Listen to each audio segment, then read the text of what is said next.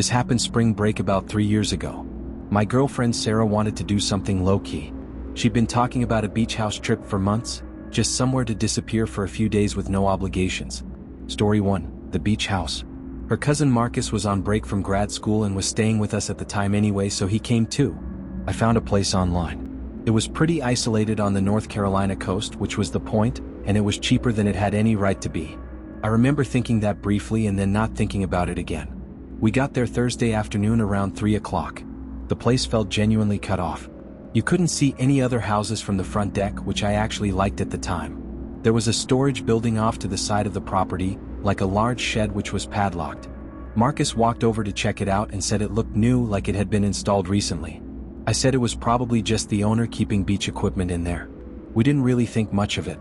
It was still light out, so we went inside and immediately started settling in. That first evening was fine. We grilled on the deck and watched the sunset. The ocean was loud, but in a good way. This constant rhythm of waves that was actually really relaxing. I do want to mention that at some point before falling asleep that night, I heard what sounded like a car engine, which was weird because we were supposedly the only rental on this stretch of beach. I figured it was just someone turning around or maybe a local fisherman. I fell asleep not long after that. What woke me up was a sound like something scraping against the side of the house. I don't know what time it was exactly. Let's just say 2 a.m. I froze there in bed for a minute, wondering if what I heard was real or part of a dream. Right when I was about to try falling back asleep, I heard it again. A long scraping sound like someone dragging something metal along the exterior wall. I rolled over to see if Sarah was awake, but she wasn't. So it was up to me to investigate. I really didn't want to, but if there was someone poking around out there, it would be better to know about it than to not know. So I reluctantly got out of bed and grabbed my phone to use as a flashlight. I didn't want to go outside, but the outdoor visibility through the house windows was limited. Despite that, I noticed what appeared to be footprints in the sand near the storage shed. Fresh footprints. They definitely weren't ours because none of us had been outside since we'd arrived. I reasoned that it was possible Marcus had gone out there without me realizing, so I figured I'd ask him in the morning. Still, I was pretty confident he wouldn't have done that, which made the situation all the more eerie. The footprints didn't look random either. They led from the main road around the house to the shed, then back toward the road. Like someone had been checking the property. I made sure all the doors were locked and went back to sleep. Unfortunately, the night was far from over. I woke up a few hours later to knocking on the sliding glass door. 3 deliberate knocks. Which is one of the most terrifying things I can imagine waking up to. Hearing that knocking meant there was someone outside on our deck at 4 o'clock in the morning. The knocking woke up Sarah, who immediately grabbed my arm. I could feel her shaking. I had to do something. So I walked over to the door, staying to the side so I wasn't directly in front of the glass. Before I could even say anything, a voice from outside said they were with Beach Patrol and needed to do a safety check. They said there had been reports of break-ins in the area and they were checking all the rental properties. I paused before responding. The voice sounded off. Too casual for law enforcement. I told them we were fine and didn't need to be checked on. I thought that would do the trick because there was silence for a little while. But then instead of leaving, the voice said they'd need to verify we were the registered renters. I was instantly suspicious. I was almost fully confident the person on the other side of that glass door was not any kind of beach patrol. At that point, Marcus had woken up too and was standing in the hallway. I whispered to him to call the police. I went back and forth with whoever was outside, giving vague answers without opening the door. After a few minutes, Marcus came back and whispered that the police said there was no beach patrol in this area. It was a private beach. No official patrols. That's what I suspected. But hearing Marcus actually vocalize it made my heart rate spike. I was scared and downright panicking at that point. It was 4 a.m. We were truly isolated on this stretch of beach and some person was outside our door pretending to be law enforcement. I don't know how, but it felt like the person outside could sense my fear because they raised their voice and knocked harder on the glass.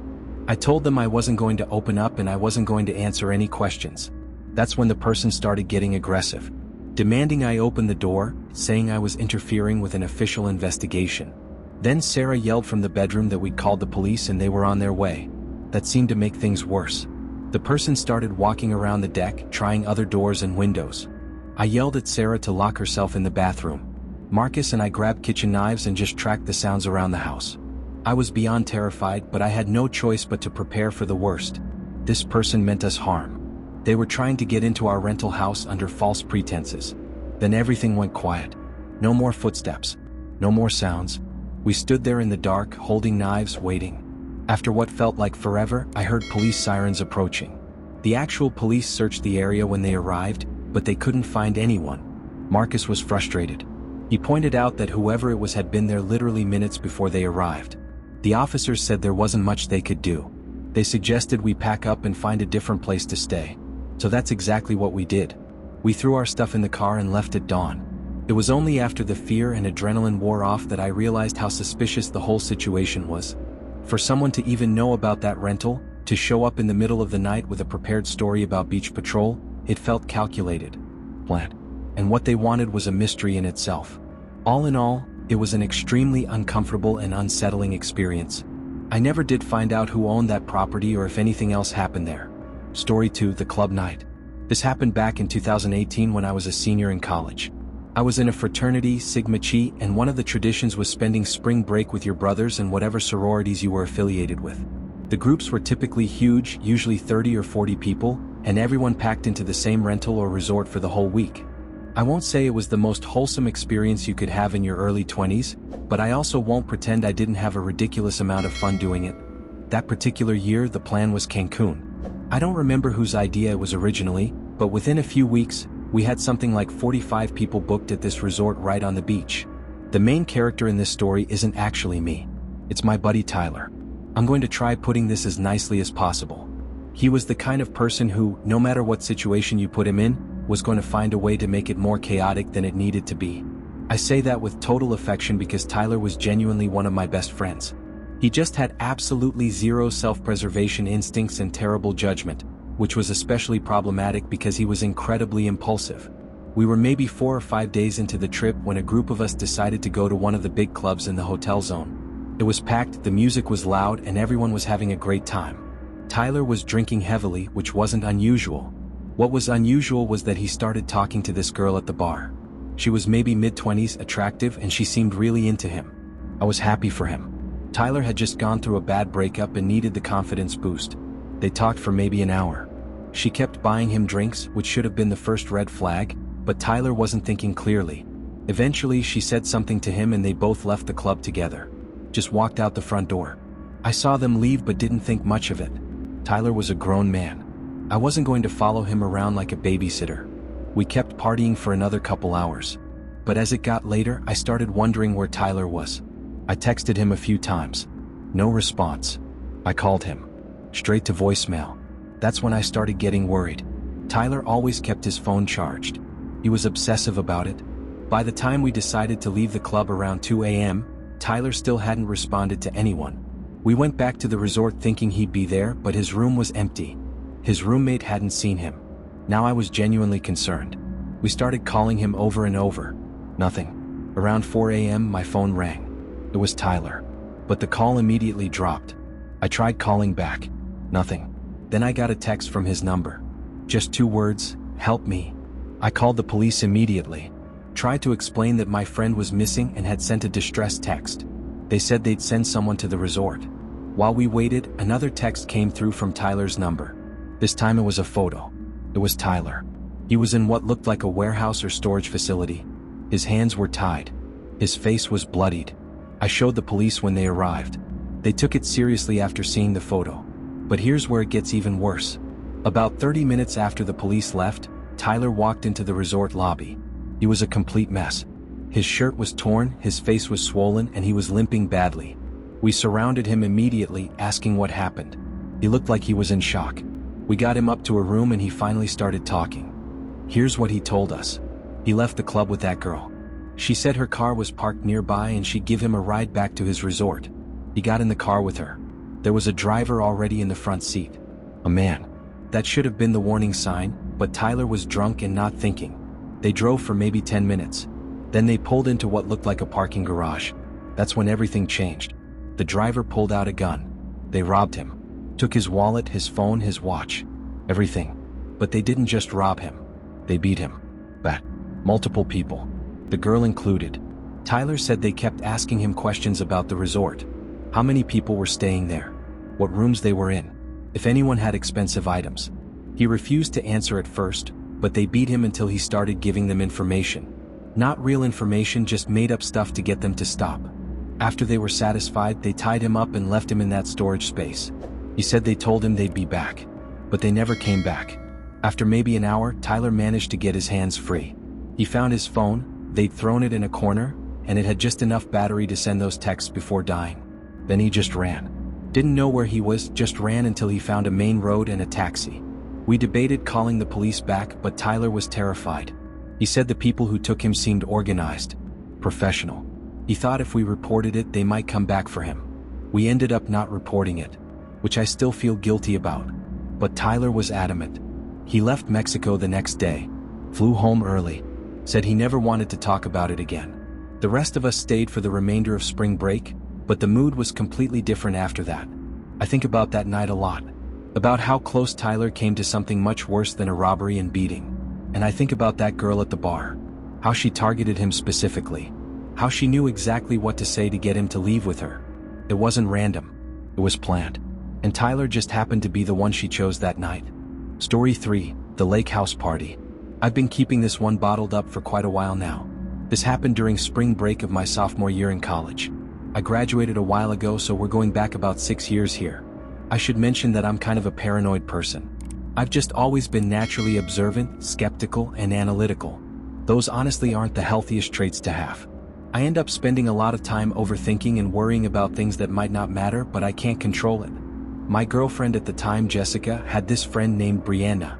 Brianna was the type of girl who always knew where the party was and was connected to every social circle imaginable.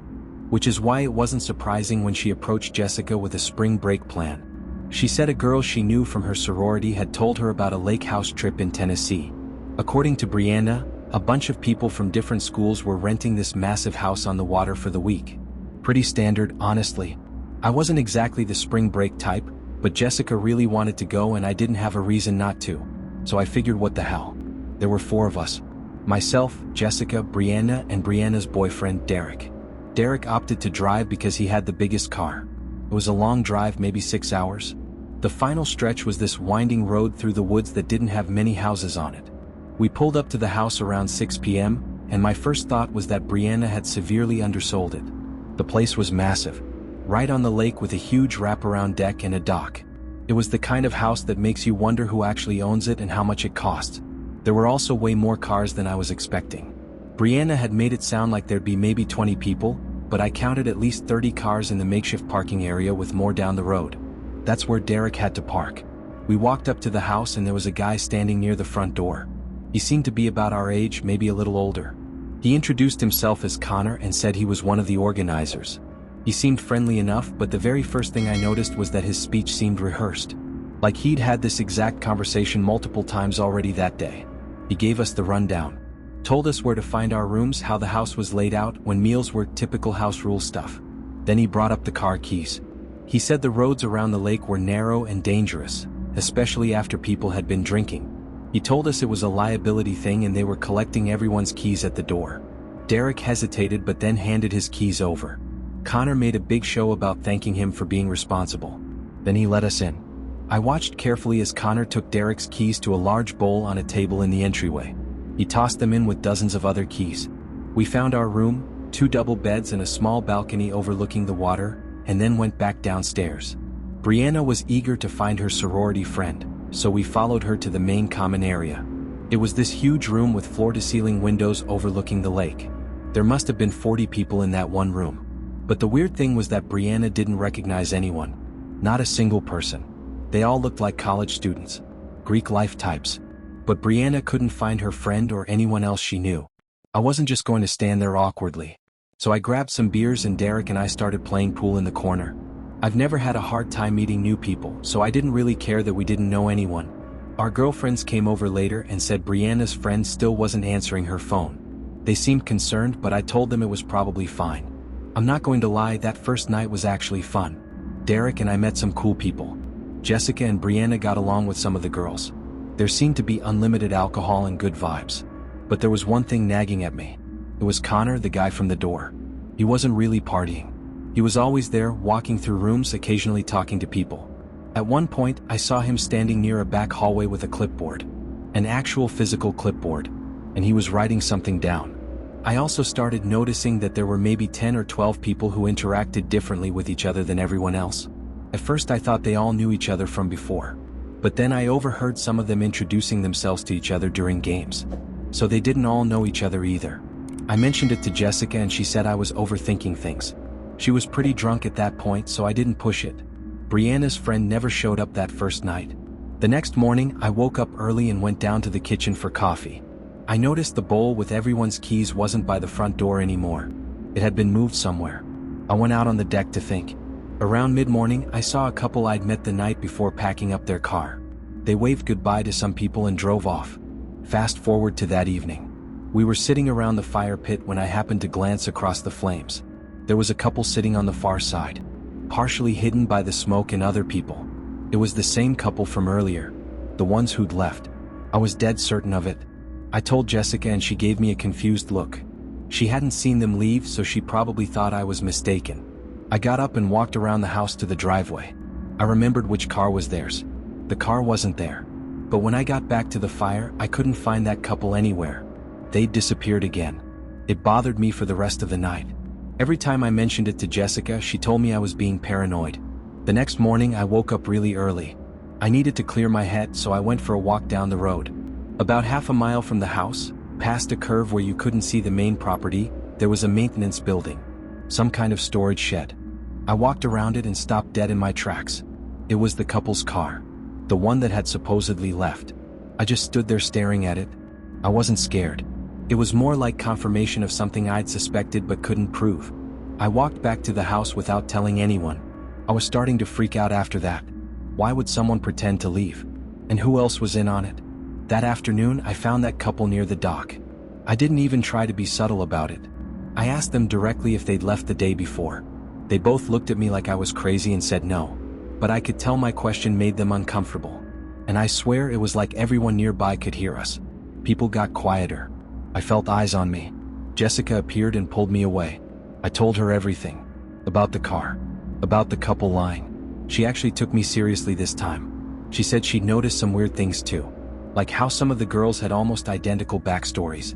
I suggested we leave early. She agreed. Derek and Brianna were a different story. Derek laughed at me. He said he wasn't cutting the trip short because I had a theory. Brianna admitted it was weird that her friend had ghosted her, but she wasn't ready to panic over a parked car. We argued and eventually compromised. We'd stay one more night. That was a mistake. When we went downstairs for breakfast the next morning, every single set of eyes was on me. It wasn't obvious, and I tried convincing myself I was just paranoid. But people were definitely looking at me. Jessica felt it too. She whispered that people were staring. I got up and walked over to Connor, who was standing near the corner of the room. I told him we had to leave and I needed my keys. He smiled and asked if everything was okay. I said something came up. Family emergency. He kept diverting the conversation, saying how there was a boat trip planned, how the best nights were at the end of the week. He was doing everything he could to get me to stay, all while smiling like nothing was wrong. I told him again I needed the keys. The room went quiet. I cannot explain how awful that feeling was. There were at least 25 people in that room and every single one of them was staring at me. Connor's smile faded. He gave me this blank, dead-eyed look. Some girl sitting nearby said, "That's not a good idea." I turned to look at her. She was staring at me with this cold expression. I looked back at Jessica, Derek, and Brianna. They all looked terrified. Connor finally said, "Fine. Follow me." When Jessica started to get up, Connor held up his hand and said, "No. Just him." It was almost aggressive. Violent even. I followed him through a maze of hallways to a room with keys hanging on hooks. He picked out Derek's keys without even asking which ones were ours. He clearly already knew. He handed them to me and said, "You're making a mistake." I didn't respond. I just took the keys and left. When I got back to the main room, the music was on again. People were talking and laughing like nothing had happened. It was surreal. I told my group we were leaving. No, we packed in 10 minutes. The whole time I felt like someone was going to stop us. But no one did. As Derek started driving away, I looked back at the house. There were about 15 people standing on the deck in a line, just watching us leave.